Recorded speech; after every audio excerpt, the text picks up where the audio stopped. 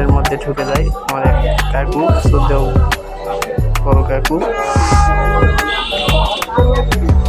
হাটের মধ্যে আপনারা যে জিনিসগুলো পাবেন, প্রথমে পাকা কলা দেখা পাচ্ছেন।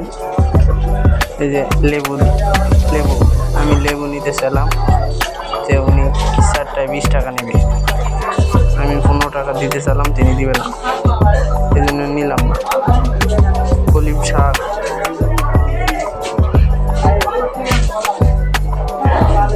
পটল, আলু, বেগুন, তরই, কলা সব কিছুই পাবেন এখানে।